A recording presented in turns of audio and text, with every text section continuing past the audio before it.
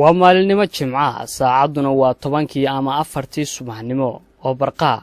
aniga iyo koox dhalinyaro ayaa ka ambabaxnay magaalada ganacsiga iyo tacliinta Galmudug ee Caabudwaaq waxaana u ambabaxnay deegaanka Golweyn oo ah deegaan ka tirsan ismaamulka Soomaalida ee Itoobiya magaalada Caabudwaaqna u jira masaafo dhan 65 kiiloomitir deegaanka Golweyn ma ahayn deegaan bilo ka hor ay suurtagal ahayd inaan tago aniga iyo dhalinyaradanba laakiin nasiib wanaag Golweyn waxay ka mid noqotay deegaanada oo isbeddelku ka dhacay waxaynu galnay safar saacado qaatay annagoona sii marnay deegaano badan oo ay ka mid yihiin Caliyaal garoon digixiyo Badrooldaadis iyo waliba deegaano kale markaan gaarnay deegaanka Golweyn oo ah deegaan aad ugu qurxoon dalxiiska iyo damaashaadka quruxdiisuna ay tahay mid dabiici ah aysan ahayn waxyaabo laga dhisay mid aad u dabiici ah oo deegaanku iska leeyahay ayaa haddana mid ay burbur iyo cidlo weyn ay ka muuqato taasoona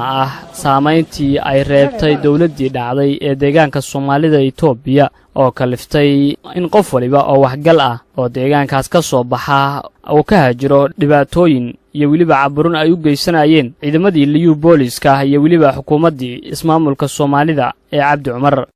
hadda waxaynu ku suganahay Golweyn oo deegaan taariikhi oo u jira magaalada Caabudwaaq masaafo dhan 65 kiiloomitir deegaankani Golweyn ma suurtagali jirin in aan imaano maanta xilli ka horeysay ilaa inta laga joogo muddo dhowr bilood ayaa waxa suurta gashay inuu isbedel weyn uu ka dhacay deegaanka Soomaalida laakiin maanta nasiib wanaag waa nimid waa deegaan in badan dadku u soo dalxiistaan waa deegaan bilaac leh waa deegaan in badan taariikhi hadaba waxaan booqan doonaa qaar kamid ah goobaha loo dalxiistiga deegaankani annagoona ka wareysan doonaa taariikh kala duwan dhalinyarada iyo waliba dadkii waayo joogi jiray maanta safarka waxa ugu heliya dhalinyaro kooxa oo ayaguna ay u suurtagelin inay muddo ay imaadaan deegaankani laakiin maanta nasiib u helay inay u soo safraan si ay deegaankoodii dib ugu laabtaan laakiin markii hore dadkii deegaankani ka soo jeeday oo ku dhashay ilaa wuxuu ugu helay safarka maanta laakiin wuxuu kamid dadka deegaankani muddo badan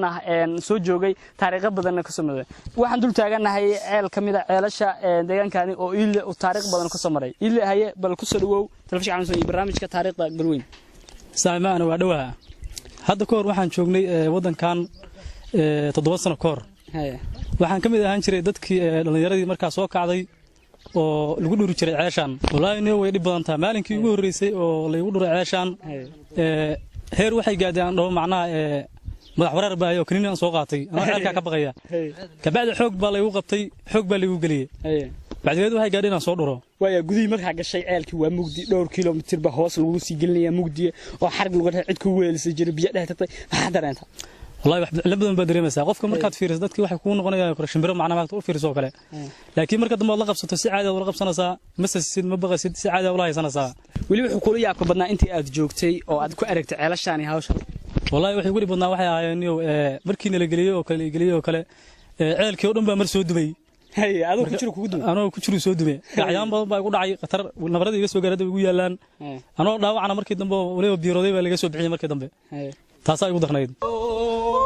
deegaankani waxyaabaha uu kacaanka yahay waxa kamid ceelasha waliba ceelasha noocyadooda loo yaqaan ceel gacmeedka maanta qaar kamid dhalinyarada ila socotay oo halkaan ila soo dalxiisay muddada aan helin baa maanta waxay ku burureen inay wax ka shubaan ceelashii oo iyadoo dhaamanayo waa tahay Maadweyl wuxuu kamid yahay dhalinyarada abwaan Maadweyl wuxuu kamid yahay dhalinyarada maanta fursad u heshay muddada dheer ka bacdi inuu ceelkoosii oo muddo uusan shubin ama ceelal badan uusan shubin uu maanta inta ku bururo abwaan maxaad ku soo dhawow telefishinka caalamka Soomaaliyeed bismillaahir rahmaanir rahiim waan ku dhawahay telefishinka Soomaali News runtiina maanta waxay tahay farxad gooni lama qiyaas karo farxadeyda because of ceelkan arkaysid awgay baa iska leh Allah u naxariisto muddo 5 sano aan imaan caqabad kale ay gaar taagneen wisi isuurana xaalad amni baa gaar taagneen inay imaado